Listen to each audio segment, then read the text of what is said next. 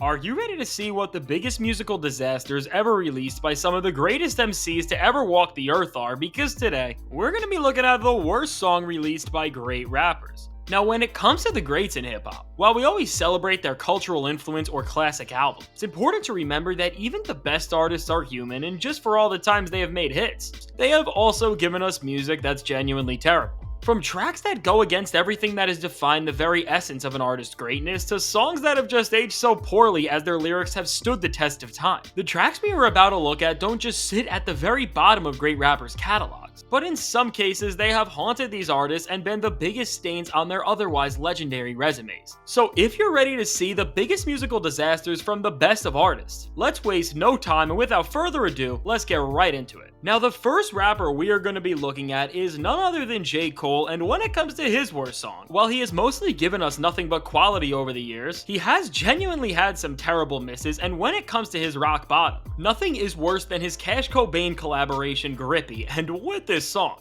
I don't know if we have ever heard a more embarrassing performance from somebody who, before the release of this cut, was considered one of the best lyricists in the game. Now, with Grippy, as J. Cole usually is known for his technical excellence with his pen and conscious and poignant subject matter, this song takes all of that and throws it out the window, as instead of doing anything remotely powerful, interesting, or even just the slightest bit entertaining, J. Cole delivers what is not just the worst, but most humiliating performance of his career, as he doesn't just talk about the most shallow and surface level things he ever has, but on top of this, does it in the most annoying and mind-numbing way possible by rhyming the dullest bars he has ever written with the word grippy, and between how bad the wordplay is to the way Cole's autotune pierces your ears time after time in this sonic horror show to echo the word grippy or whatever he's forcing to rhyme with it. The fact that the guy who gave us projects like Forest Hills Drive, The Offseason, and who was just challenged to compete for the crown of rap against Kendrick Lamar before this, gave us a musical disaster class this bad is beyond pathetic, and it really damages Cole's reputation more than most rappers' worst songs ever could,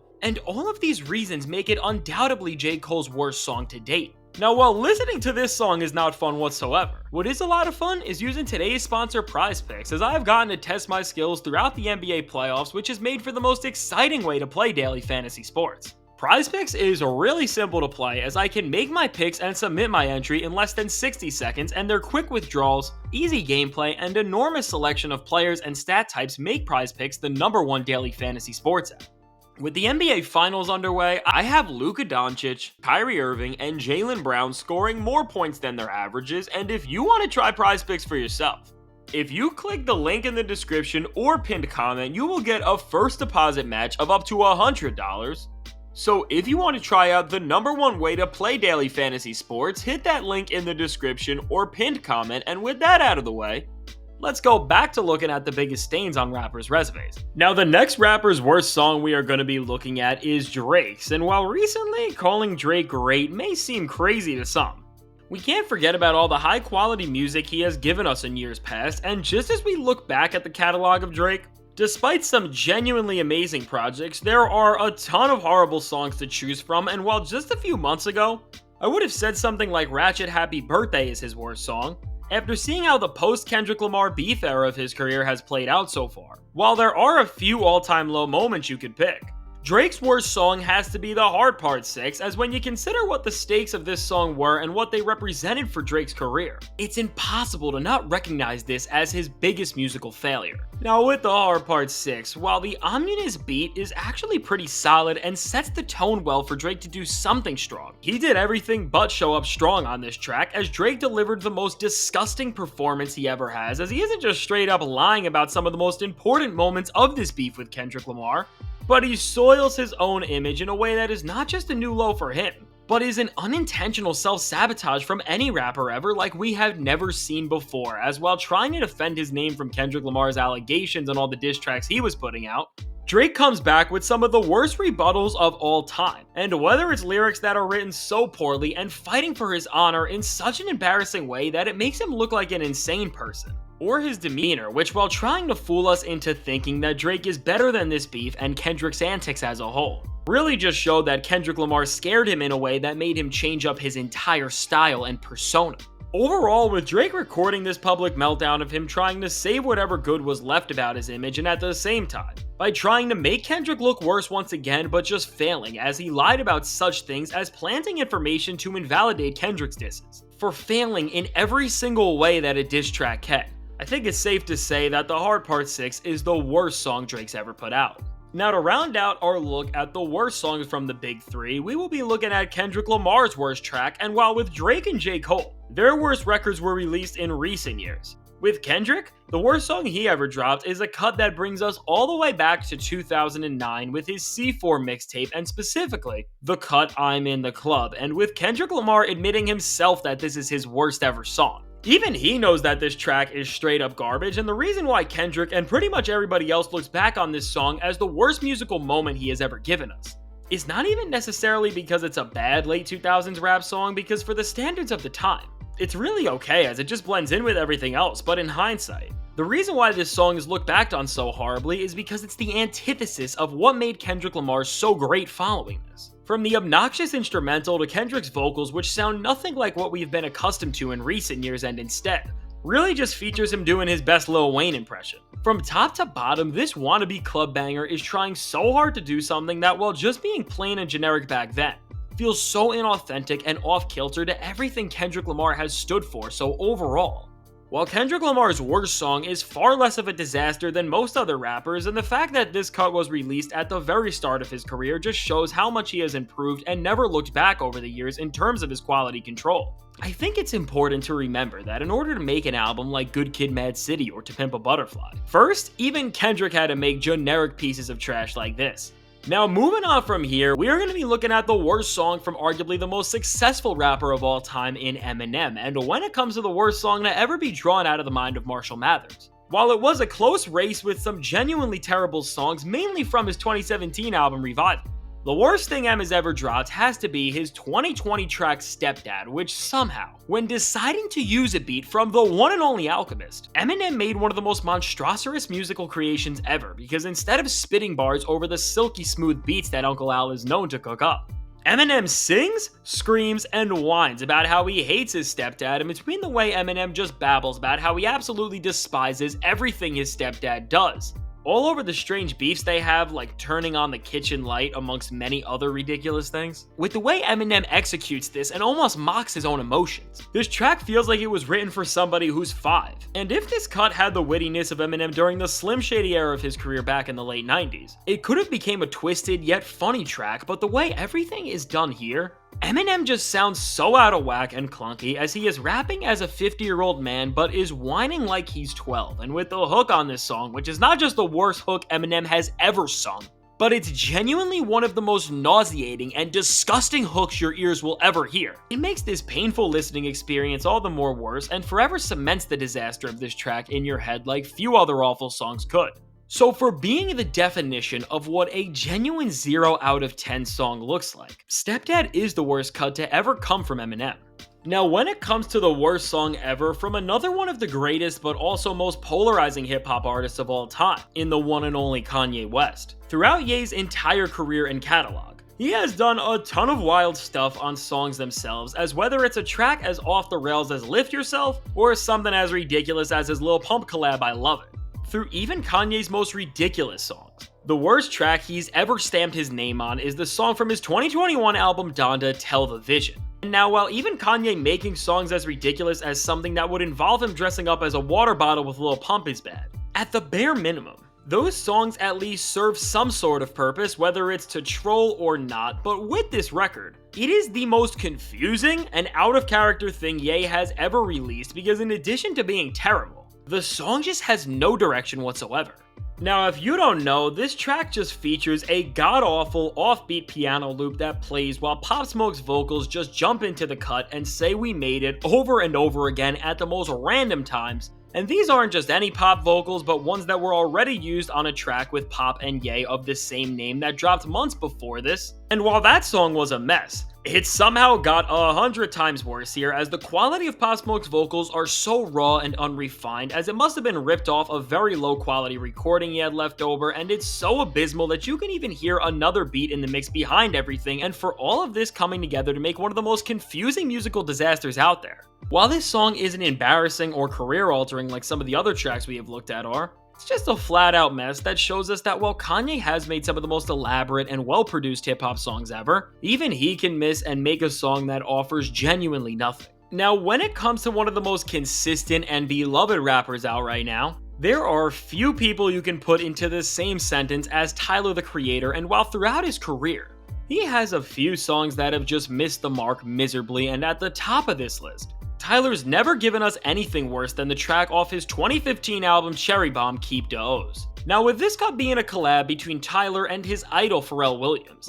considering the otherwise fantastic track record they have working with one another, you think that this song would be just as great, but on this track, I don't know what these two were thinking, as they just created a musical abomination that makes for one of the most turbulent listening experiences out there. The production on this track just sounds like you spliced a bunch of random noises together, and the mixing is so bad that between it and the weird filters used on the actual vocals, they hold almost no presence whatsoever and just add to this insanely headache-inducing background noise. Now, even as the beat switches toward the end of this track and things do get better, everything just feels like it was left in the demo phase for Tyler the Creator standards that, while having bursts of genuine creativity, are just so unrefined and miserable at times that the entire cut is just unlistenable. Now, overall, I do appreciate this type of a bad song over tracks that are just embarrassing and generic, but still, what we can see with a cut like this is that just because a song is creative does not mean it is necessarily good. Now, when looking at rappers and their worst songs, while some guys we have looked at here have genuinely released some sheer and utter garbage, one artist who really does not have a single bad song to their name is Travis Scott, as throughout his entire catalog, the worst song he has ever put out during his time in the limelight is K-pop, and while Utopia's lead single was criticized for just not feeling Travis Scott enough, outside of the fact that this isn't as creative, nor does it have the one-of-a-kind atmosphere we all expect to be engulfed in while listening to the Houston rapper, this collab between Travis, The Weeknd, and Bad Bunny is super solid, as it's just a chill summer banger to put on. Now, while Travis Scott still has a lot of time left in the limelight and can definitely still release that one track that everybody just despises, the fact that after over a decade of being in the game, the worst song he has to his name is just a calm but plain banger for his standards that's still a lot of fun at the minimum. It really says a lot about the type of quality control that goes into what he puts out. Now, one rapper who, despite being Travis Scott's biggest idol coming up, does not understand the concept of quality control like him is Kid Cudi, as despite him having so many great albums, songs, and moments over the years, also has a sizable amount of misses, and this year alone, Cudi missed a lot, as between the mess of his Insano projects, he didn't just fumble this chapter of his career with its poor marketing and presentation, but he released his very worst song on the second project in this run with the track Willis, which features Chip the Ripper, and with this cut, this may genuinely be the worst song I have ever heard. With this audio clip that Kid Cudi's trying to call a track, it is incomprehensibly bad, as for 4 minutes, Cudi puts together the most confusing performance of his career, as he doesn't even say anything or try to use his one-of-a-kind vocal ability for good, and instead just screeches over the track with this inaudible singing that, the more it progresses, challenges your sanity and makes you wonder how Cudi went from dropping albums like these just a few years ago to not even being able to say a sole word coherently throughout this entire cut. This is one of those songs that really makes you question how much an artist has left in the tank as a whole. Because if Kid Cudi's inaudible squealing with the most annoying accents possible is making an album, what could possibly be on his cutting room floor? My words can't even describe the mess of Kid Cudi's Willis, because with so much garbage that you can't even describe because the track is literally doing nothing, it's genuinely awful beyond words, and even makes songs we looked at on this very list like Grippy look good in comparison. Now, the next rapper we are going to look at is one of the most decorated and respected MCs of all time in Nas, and despite his legendary career that's dominant spans from the early 90s to this very present day, Nas has released some horrible tracks throughout his time in the limelight, and while there are some strange performances all over his catalog, the most alarming one came on his final album with Hit Boy in Magic 3, and while the rest of Nas and Hit Boy's 6-album run gave us not just their, but some of the best music that rap has had to offer this decade so far, there is one song Nas gave us that is beyond terrible, and this is the cut B.I.G. And with this song, between the annoying beat that repeats the song's title over and over again and just suffocates your ears by doing this, to Nas's lyrical performance on this track, which right in the midst of the wisest and most mature he has ever sounded, does a complete 180 as he pretty much uses this song to send up a signal to any female fans he has as he lists out his requirements for his next dream girl, which involves them being younger all the way to the point that their fathers listen to Nas. I don't even want to know what was going on through Nas's head when he made this cut, because it's not just musically annoying, but it's so off-putting what the message is trying to tell us. I don't think anybody wants to hear a 50-year-old man use a song on their album as a sort of bat signal to find love, and not just any sort of relationship, but one where the title and lyrics clearly state something that is very questionable out of context. And for this song just feeling so uncomfortable and head-scratching. This is without a doubt not just the worst track Nas has ever put out, but it's really a disgrace in terms of how bad and uncomfortable it is. Now we're going to continue this tangent of weird songs that should have never been released, and here, next up, we have the worst song from the Notorious B.I.G, which is F You Tonight, which besides from the beat, which sounds like somebody just poured water all over a keyboard, the faint but creepy background vocals from one horrible person, and the singing from another horrible person, it's pretty much an Avengers team up for some of the worst people the music industry has ever had in it, and of course, outside of all of this that drags the track down to rock bottom, you do have Biggie, who, while not doing anything bad on this cut, just delivers a performance that is so standard for him that being in the midst of all of this garbage does hardly anything to make this song less unbearable. So for the awful production and vocals from one terrible person, and the creepy singing that was inspired by who knows what from another industry villain, just leaving this track with a presence that makes you feel so uncomfortable even beyond how mediocre it was already just for Biggie's standards. F You Tonight is the worst song to ever be associated with a name as legendary as Biggie Smalls. Now right alongside Biggie and Nas, the next rapper we have to take a look at is Jay-Z, and while through the years, despite Hov's greatness, some of the poppier features he has done and questionable collab albums have hurt his batting average, no other song has had a bigger stain on the rest of his career in terms of quality than his 1997 track I Know What Girls Like, which is a collab between Lil' Kim and, you may have guessed it, the clown who used to be known as Puffy. And with this track, it really feels like the features are just running to Jay-Z to try to recapture the same magic they would make with Biggie, but beyond just this. When we look at Jay-Z's performance, although his later attempted club and pop hits became much more refined and in some cases, era-defining moments because of the skill and wit he was able to possess on them to make hits,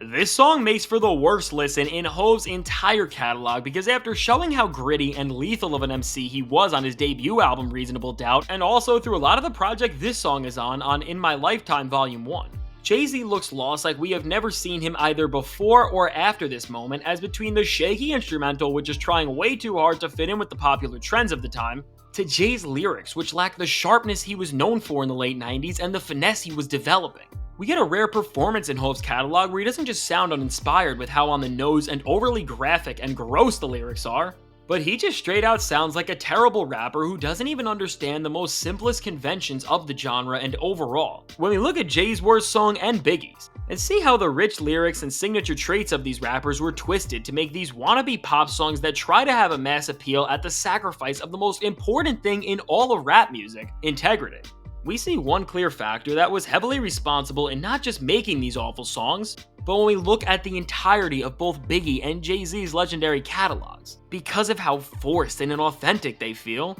resulted in their worst tracks ever. So I am going to be leaving this list here for now. Here are the worst songs released by some all-time great rappers, and let me know, do you agree with these picks so far, and would you like to see more of these in the future? I can't wait to hear what you have to say, and if you want to see why after all of the humiliation and embarrassment, things somehow just got even worse for Drake,